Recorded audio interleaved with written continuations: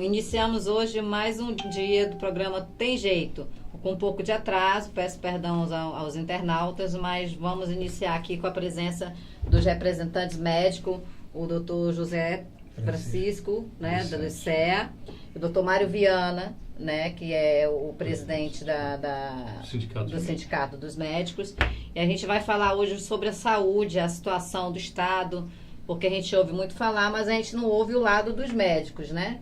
E a população quer ouvir, porque os médicos não são os vilões, pelo contrário, né? Eles são os anjos, e as pessoas têm que começar a ver por outro lado, né? Não só o que é falado muitas vezes de maneira fake pela mídia. Então, assim, o que eu queria saber, uma primeira opinião que eu queria perguntar de você é o seguinte: o governador Wilson Lima, ele propôs, agora via Assembleia Legislativa, não sei se vocês ficaram sabendo, da retirada do FTI, né, que é o fundo de fomento que ajuda os municípios, os interiores, para poder, segundo alegando, sanar as dívidas com a saúde. Isso, nós sabemos que vai se iniciar um outro transtorno, porque a saúde dos municípios também é muito grave, até mais que aqui, porque a estrutura é menor, né? As pessoas passam ali anos sem saber o que é ter um médico, né?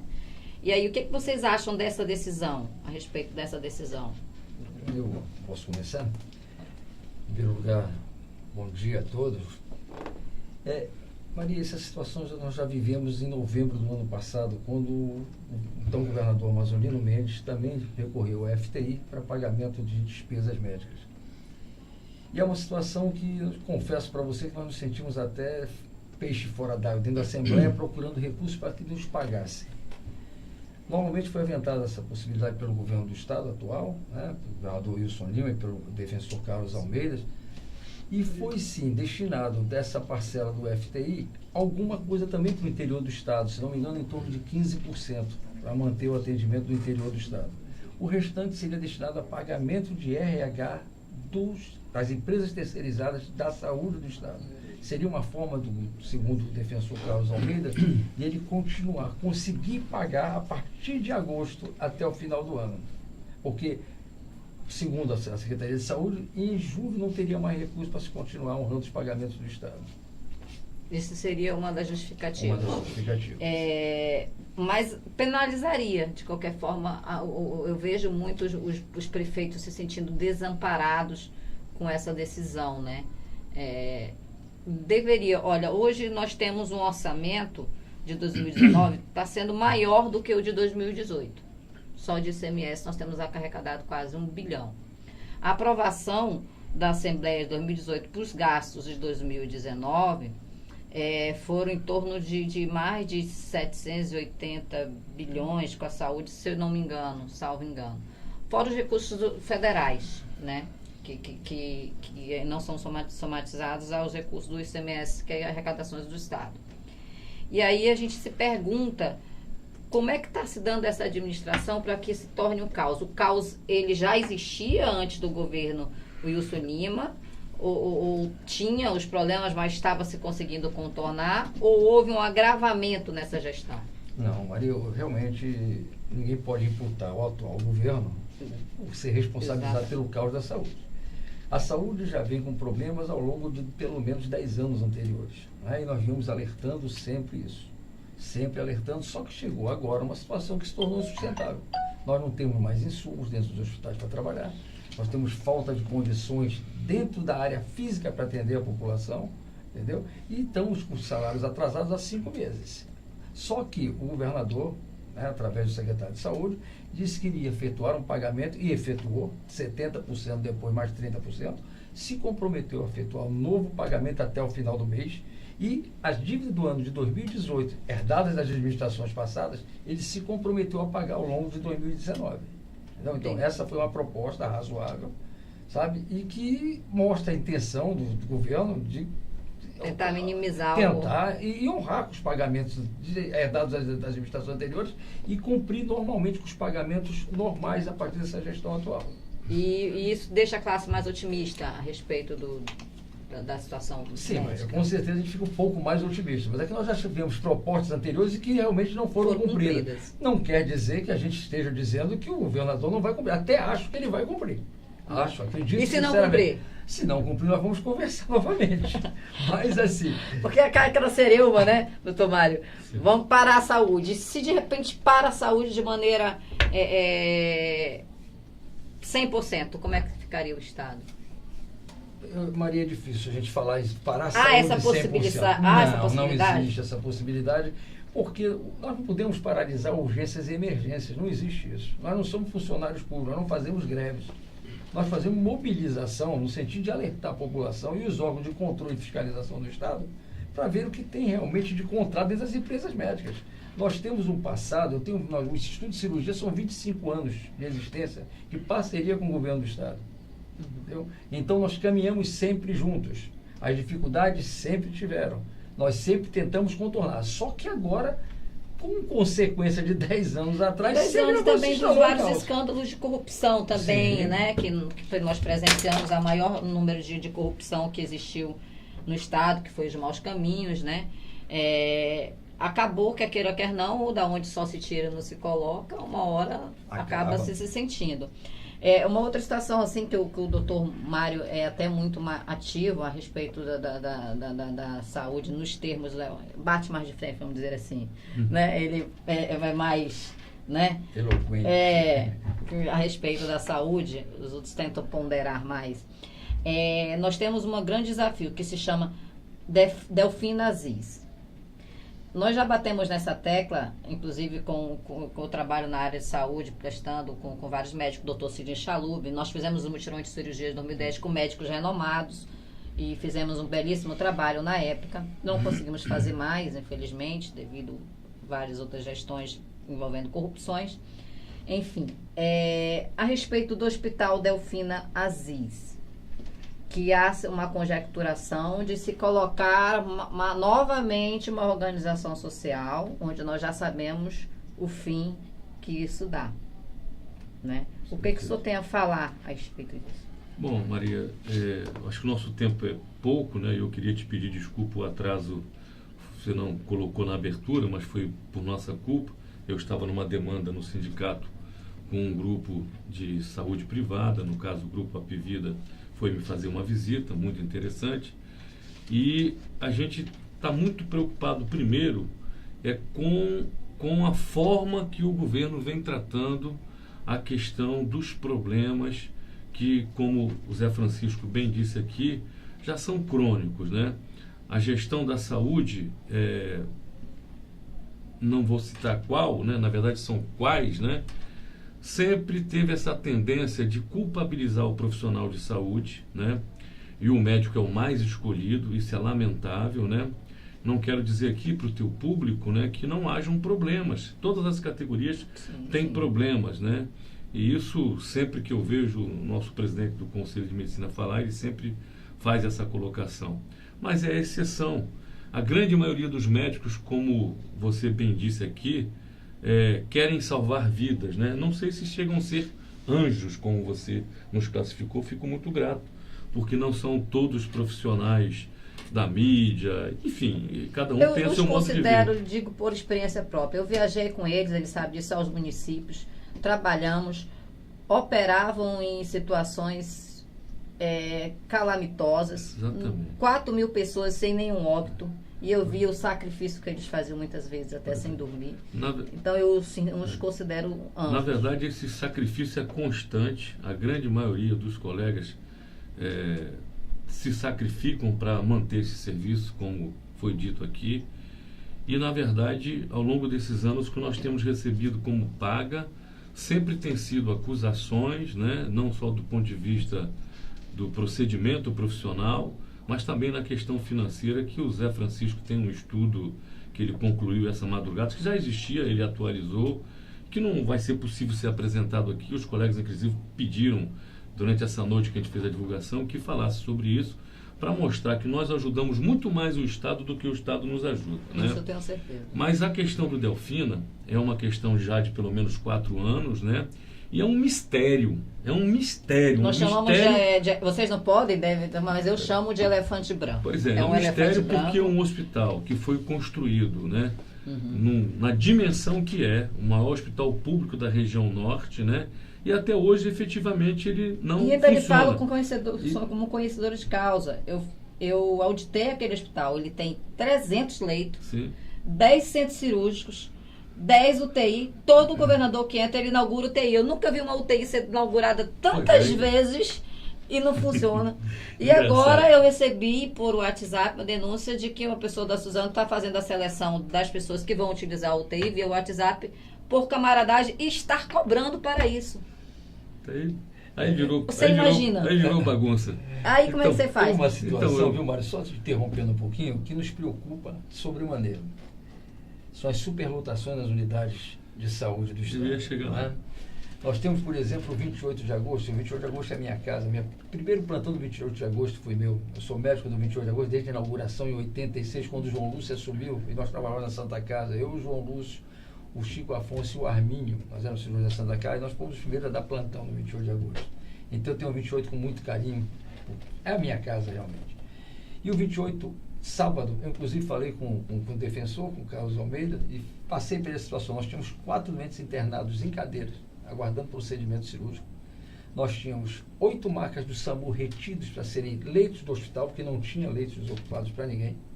Nós tínhamos 8 pacientes para serem operados. Nós não tínhamos uma vaga na SRPA e nós não tínhamos nenhuma mesa de cirurgia desocupada, que os doentes tinham acabado de se operar e não tinham para onde ser transportados. Nós estamos aproximando do carnaval. Nós estamos aproximando de festas. Que é muito perigoso. Exatamente. E assim, alguma atitude tem que ser tomada. Mas são atitudes que são de direções de unidades, entre direções de unidades. Doutor, olha, por 2 vezes, e eu até já desisti, eu com um grupo de médicos que fazem parte do projeto Mutirão de Cirurgias, que inclusive foi já até sugerido para mudar o nome, que dá uma conotação de que a coisa talvez não seja de qualidade, que o doutor Mário também fará parte do grupo, assim como o senhor, de nós fazermos as cirurgias no Delfina. Porque em 6 meses, a gente operando no Delfina, acabaria a problemática do Estado pelo menos minimizaria. Não acabaria porque é constante. A demanda reprimida mas a demanda reprimida... Hoje, só para você ter uma ideia, eu falo só de colostomizados, pacientes que têm ostomias, que têm o intestino aqui do lado de fora. Nós temos uma fila hoje acima de 1.000 pacientes. Inclusive eu tenho esse número 1.000 no Getúlio Vargas de vesícula. E somos o único estado que morremos de vesícula. Os pacientes morrem de vesícula. O problema da vesícula, nós, estudo de cirurgia, eu falo para o senhor presidente do estudo de cirurgia, nós fazíamos 8 cirurgias noturnas eletivas de hérnia e vesícula. 5 pelo Adriano Jorge e 3 no 28 de agosto. Interrompemos as 3 porque nós estávamos sem receber há 5, 6 meses atrás. Até 7 meses no caso de Tabatinga.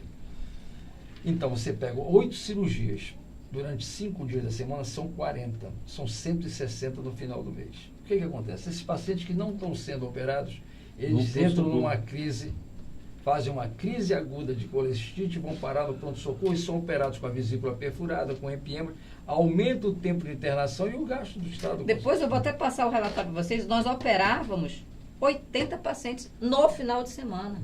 Eu sei. Dá para fazer isso? Dá para fazer. Com 10 centros cirúrgicos. Só completando, porque o Zé Francisco diz que ele não gosta de falar muito, mas se deixar ele fala sozinho, a questão do Delfina, né?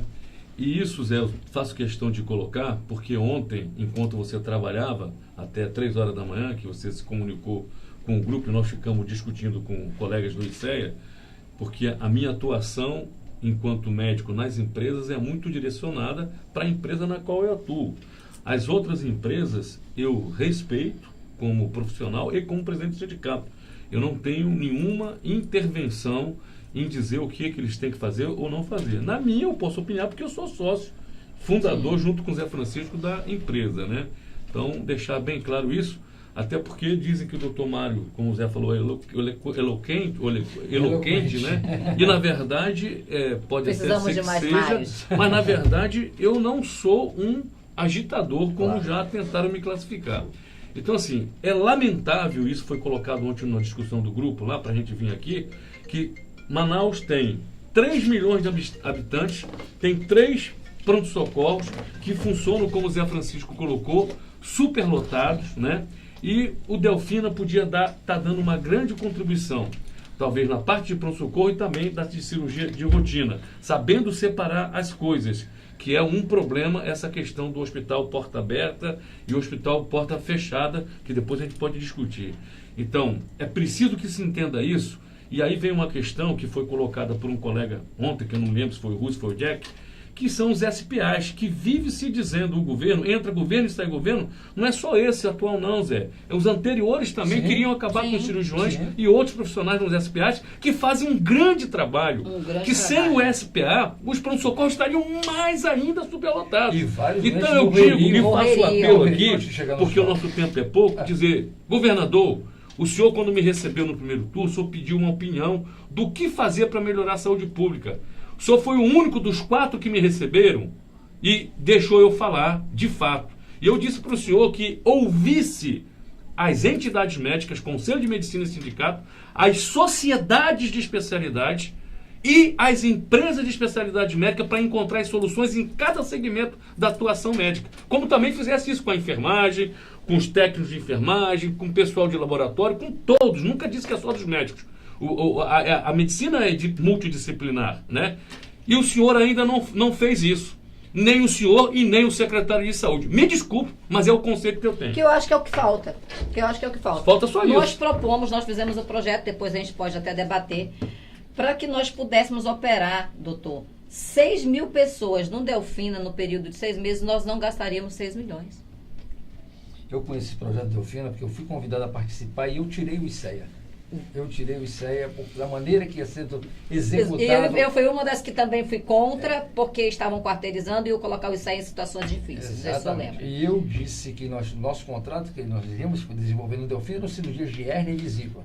Não fazer lipoma e botar como cirurgia. Como cirurgia, que foi o que aconteceu. Exatamente. Eu fiz a denúncia, foi dada como louca, disse que não fariam a cirurgia, depois estava tirando sinais e querendo cobrar como cirurgias de vesículas, etc. E, tal. E o ICEA não compactou com isso. E eu sou testemunha disso. Eu sou testemunha que o Zé Francisco me colocou isso e que não ia aceitar. E fui em cima, e fui taxada na Assembleia Legislativa por alguns deputados, Davi Almeida, vou falar porque não é mais deputado. Espero que agora se investigue e que se recupere o dinheiro que foi destinado, porque no ato do contrato foi dado 2 milhões, agora um hospital que era contratado uma instituição para serviços de emergência, onde não tinha UTI nem centro cirúrgico. Agora é emergência que tinha ali. Maria. O SPA Delfina, a gente chama de SPA porque realmente ele foi inaugurado como SPA. É um hospital que tem uma estrutura fabulosa. Fabulosa, exatamente. Espetacular. Um centro de rádio de diagnóstico, Maria. Não tem lugar nenhum. Não tem. Lugar do Brasil. Nós estávamos lá na 10 vídeos lá para as copias.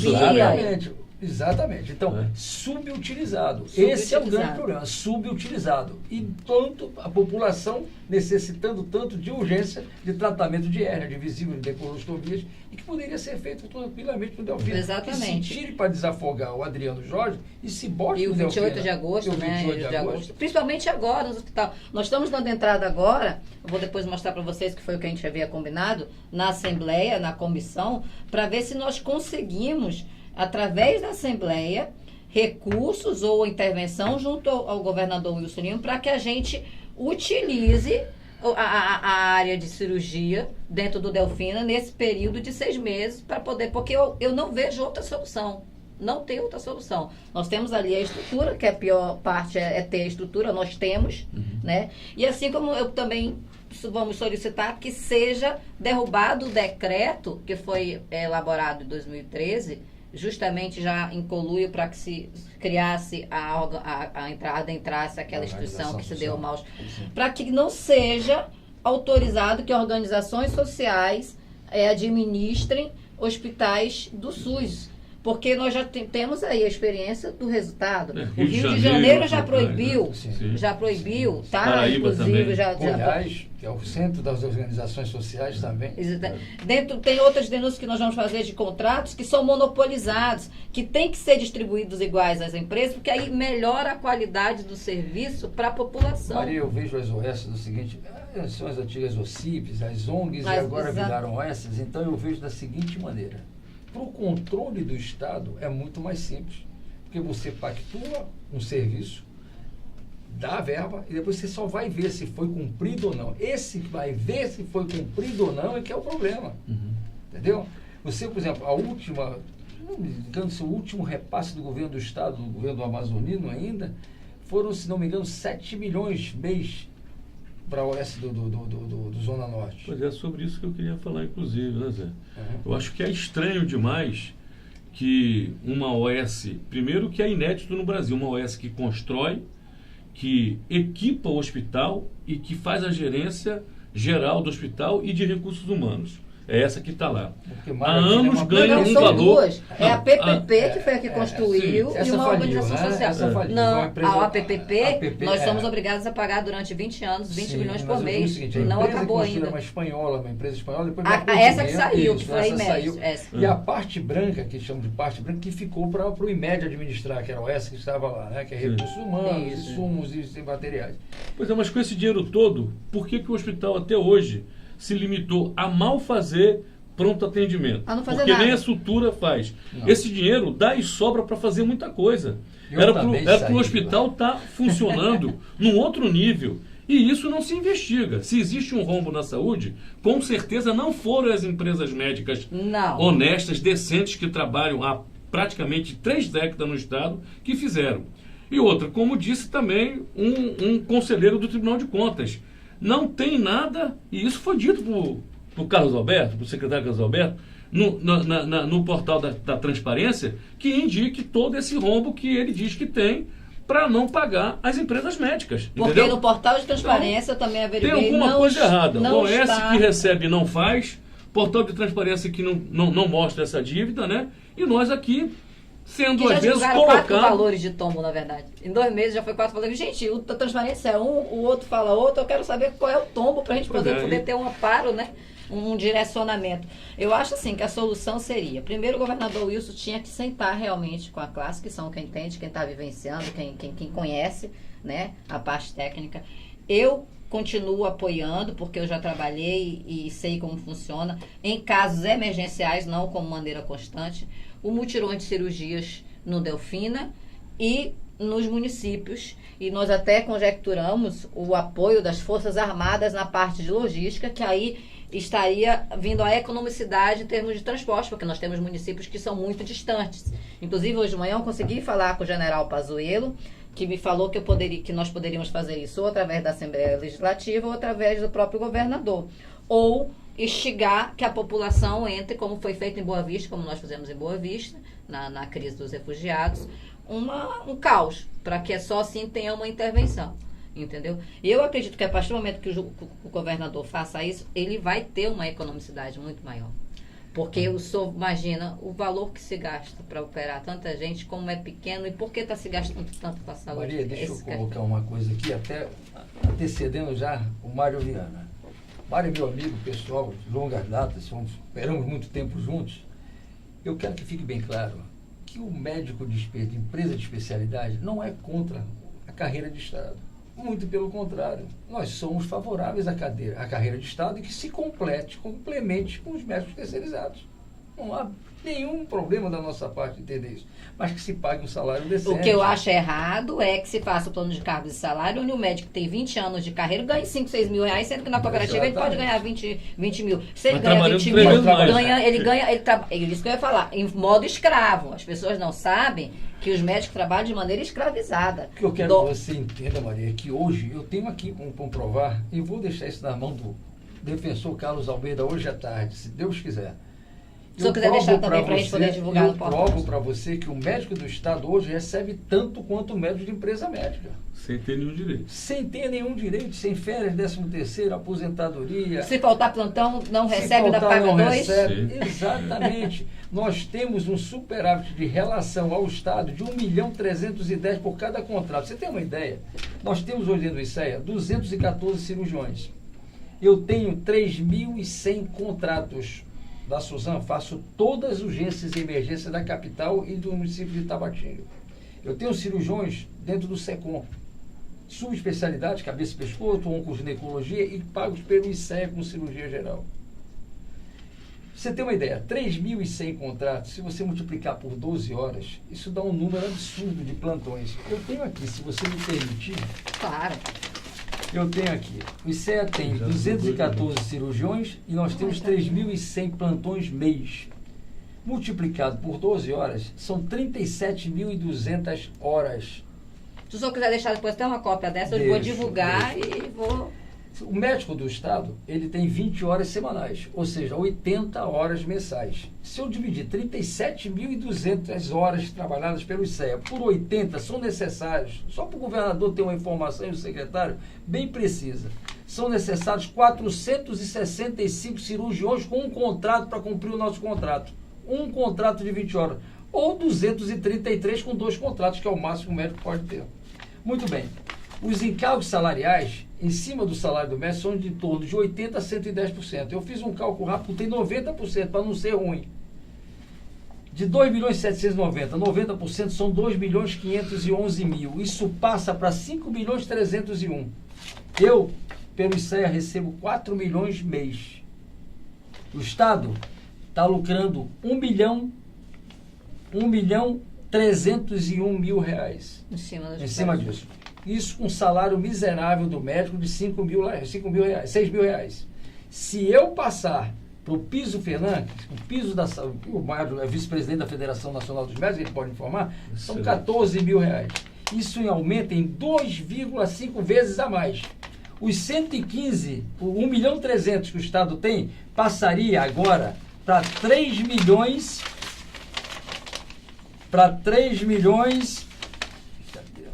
3.252.000 reais. Ou seja, se ele pagasse o mesmo valor para os médicos do Estado que nós recebemos, o Estado hoje pagaria por esse contrato 8.600.000 reais. Eles me pagam 4 mil reais.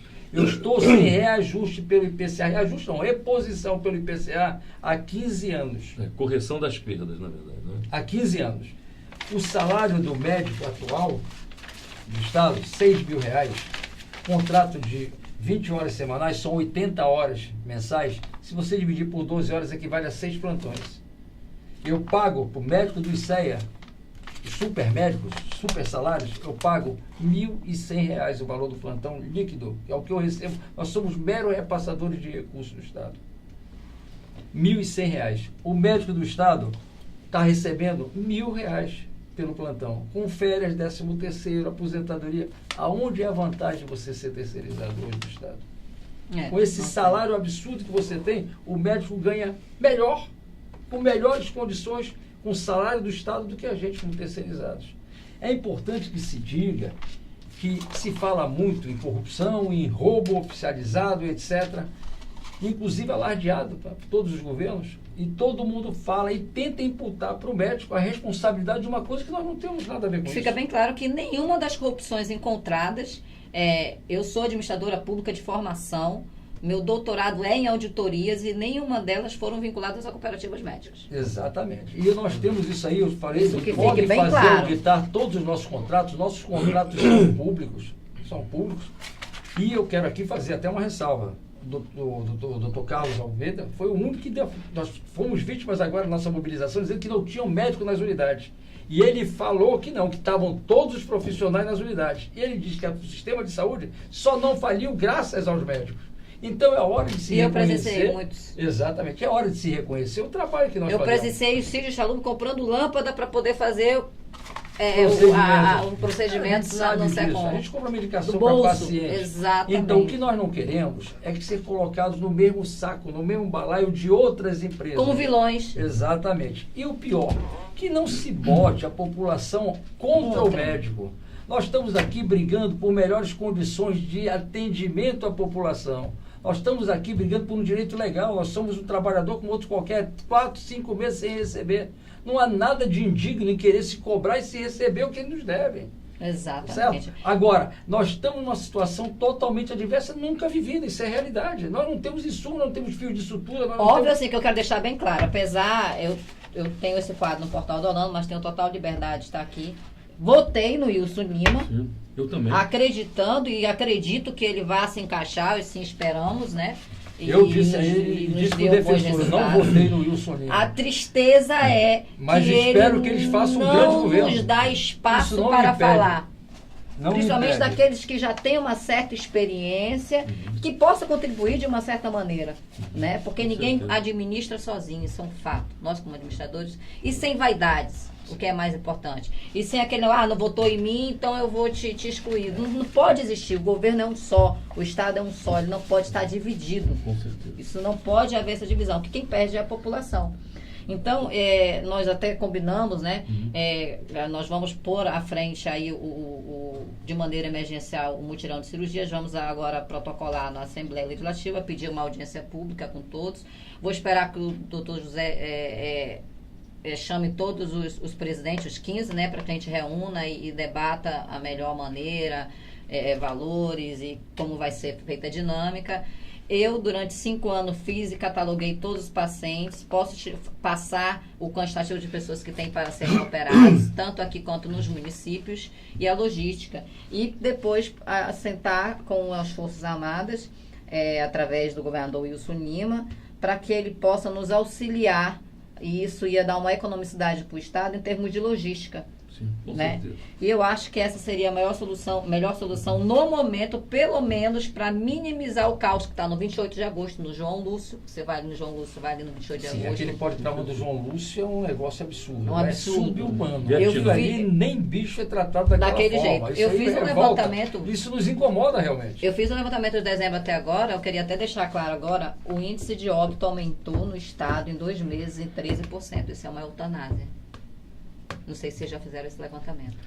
Não. Então, Pois eu já fiz esse levantamento, eu vou passar os gráficos para vocês. É porque é importante. Não Maria, por conta de ausência médica, exatamente. tá? Pegando essa deixa sua, até para mim ter uma participação, você vê que vaidade não é conosco, né? Não. E eu vejo que a minha ideia de trazer o Zé Francisco, o convite foi meu, na verdade você queria me entrevistar, queria também entrevistar a todos, né, das empresas, seria difícil, né? Até porque o espaço não seria possível, mas eu vejo que o Zé deverá assumir em breve a presidência do Sindicato dos Médicos, porque ele fala como sindicalista e fala muito bem, defendendo o E é um defendendo a ótimo carreira representante, pode e tudo contar mais. comigo. Mas eu quero, e já tem meu apoio, viu, Zé? Então, Obrigado, doutor Marcos. não, mas com sinceridade realmente, porque tudo que eu gostaria de falar em termos da Federação Nacional dos Médicos, do nosso sindicato, da defesa que a gente faz, do sistema misto, compondo o médico de carreira de Estado ou estatutário, que há uma diferença, junto com os médicos terceirizados, que esse espaço existe para esse trabalho harmônico, o Zé colocou e colocou muito bem. A mensagem que eu queria dar, também o Zé falou alguma coisa rapidamente sobre isso, é de que é preciso que o governo, a gestão, pare com essa coisa de querer colocar o médico como vilão e jogar a população contra os médicos. Nós já estamos tendo problemas, tudo que está acontecendo na saúde, porque existe realmente um momento de caos, né? Falta medicamento, falta equipamento, não falta médico, não falta profissional, mas a coisa realmente não tem como esconder, está desorganizada, precisa melhorar muito. E por isso acontecem fatos desagradáveis, até fatais, lamentáveis, como esse da morte de uma senhora agora no sábado, né? E junto com a criança. Que tem mais a ver com termos estruturais. Com certeza, porque o centro médica. cirúrgico, se falou isso por parte da gestão, mas se falou en passant e colocando que apurar tem que apurar sempre, né? Mas vai apurar aquilo que já é sabido pela gestão, que nas maternidades principalmente, o centro cirúrgico está sendo bloqueado porque falta vaga na UTI neonatal. Então as crianças nascem com problema e ficam dentro do centro cirúrgico junto com as mães. E os médicos obstetras não têm como operar. Isso é covardia que estão fazendo com os profissionais da área gineco-obstétrica, como também fazem no pronto-socorro, onde o colega cirurgião tem que examinar o clínico um paciente no chão, e que muitas numa cadeira, são canceladas entendeu? por falta de material. Vamos parar com isso, minha gente. A população tem que ser informada de forma Acontece constantemente cancelamento de pacientes do SECOM por falta de materiais, e nós temos uma lista que nós apelidamos tristemente como a lista da morte, que quando a gente liga para pacientes na vez de operar, eles já morreram. Sim. Porque esperaram tanto pela cirurgia. Para você ter uma ideia, nós nos colocamos à disposição, eu tomei a iniciativa do secretário de Saúde, Carlos Almeida, de fazermos uma lista emergencial, e eu estou fazendo esse levantamento de todas as unidades, é lógico que a gente não vai querer que se reponha. Eu já tenho, se eu quiser eu já lhe dou, eu já tenho ela Que todo se dia. reponha de imediato todas as faltas que estão ocorrendo nas unidades. Mas os mais emergenciais nós estamos selecionando, vamos encaminhar pessoalmente ao defensor para que ele solucione de imediato o mais emergencial. O resto, nós entendemos, e eu fui administrador do 28 durante 9 anos. Eu entendo que o dia que a SEMA conseguir abastecer, Mário, 80% das unidades de saúde, acabou o problema da saúde. Eu acho que tem um problema também na SEMA, Agora, que tem que ser alarmado. Nunca a SEMA abasteceu. Na verdade, a SEMA abastece 25%, 30% Exatamente. no máximo. Mas uma coisa que tem que ser muito alarmada, que deveria ser feita uma comissão com os médicos sobre solicitações de materiais, porque tem materiais que são pedidos desnecessários e que ficam lá ociosos e perdem a validade, ou que são pedidos de uma qualidade muito cara que não há necessidade, quando poderia pedir o mesmo material de um valor mais... Nós, do Instituto de Cirurgia, o doutor Mário é testemunha disso, nós fazemos uma relação de material, de fios que nós precisamos, de fios que nós precisamos. Agora, se compra material desnecessário, e por um motivo que a gente não sabe... Exatamente. Aí você vê materiais sendo incinerados quase que mensalmente dentro da SEMA, né? Entendeu? Sendo perdidos. Exatamente. Na verdade, a questão da SEMA é uma coisa já crônica, né? Sim. E o que se precisa é um sistema informatizado, evidentemente, de alto nível de eficiência, né?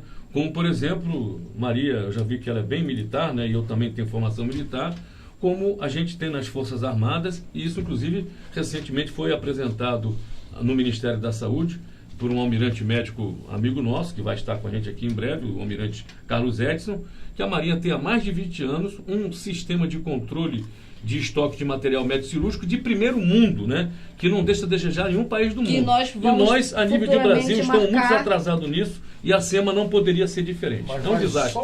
Só para exemplificar, quando eu fui diretor do 28 de agosto, em 88, nós tínhamos um controle de estoque de medicação. Na época eu tinha a penicilina. Mas aí cada unidade fazia isso, exato, né? Mas eu tinha, por exemplo, eu tinha uma estimativa de uso de 1000 ampolas de ampicilina na emergência. E nós não tínhamos nenhum recurso dentro do hospital, era tudo via Suzano. Suzano não, Cesal na época. Né? E o que acontecia? Eu tinha uma previsão de 1000 ampolas lá na emergência, eu tinha no almoxarifado mais 1000 ampolas e tinha uma licitação já para 30 dias para repor, porque quando essas minhas ampolas saíssem do almoxarifado para a emergência, eu já tinha entrando mais 1000 ampolas dentro, e nós não tínhamos falta de medicação.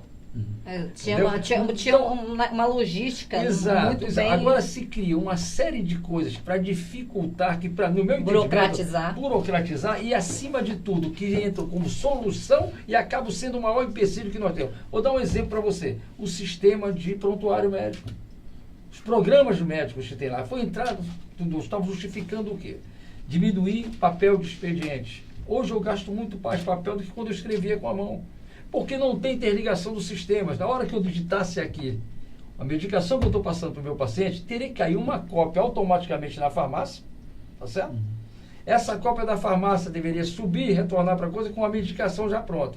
O que acontece? Não cai. Eu tenho que imprimir 2 vias da minha prescrição, mais 2 e mais o laboratório. Quer dizer, no lugar falta de gestão, né, Zé? Isso aí é um ajuste simples que faria qualquer pessoa média na área de TI faria isso facilmente, né? Agora, quem é que aponta isso? Somos nós.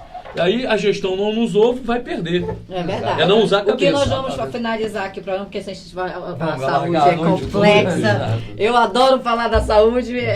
Foi o lugar que eu escolhi para atuar. E amo e defendo. E só Deus sabe o preço que eu pago por isso, né? Mas a gente está aí para isso. Nós vamos marcar novamente, né? E futuramente nós vamos agora passar a fazer as reuniões com os grupos totais, com o da Marinha, para poder até dar uma certa curso para a gente, né? De como funciona o sistema deles, uma parceria. O que nós queremos pedir aqui agora é que o governador Wilson Lima receba todos nós, para que nós possamos conversar sobre as soluções, pelo menos emergenciais, a esse primeiro momento, até o Estado ir se adequando. Ninguém aqui está acusando que o governador Wilson Lima foi o causador do caos que está. Infelizmente, caiu no colo dele. Exatamente. Né? Infelizmente. Então, o que nós queremos é a oportunidade. A banda da Bica. E olha só, vai ter a banda da Bica, Não é nada contra o governo, tá? O nome da nossa, carnaval, da nossa ala, e o Wilson vai estar lá, vou dar uma camisa para ele, é melhor aqui do que na UTI, é o nome do nosso bloco. Todos os médicos vão estar, a camisa pode me ligar, 982328742. Eu ia vender, mas nem vou vender, eu vou doar, eu vou dar porque eu quero todo mundo lá. Vamos comemorar o jacaré. E vamos comemorar o jacaré. Não é nada ofensivo, viu, governador? Minha mãe é paraense. Minha mãe é Pois e eu também tenho paraense na família. Então é só mesmo para comemorar o carnaval. Eu conto que pelo menos uns 5 mil médicos estejam lá. Eu gosto muito de jacaré porque... Vai ser na Banda da Bica, viu, gente? No sábado, tá? E vai ter música também, eu vou cantar. Mal, mas vou. Então... Canta bem a beça. Então, obrigada pela audiência e bom dia, né? Bom dia.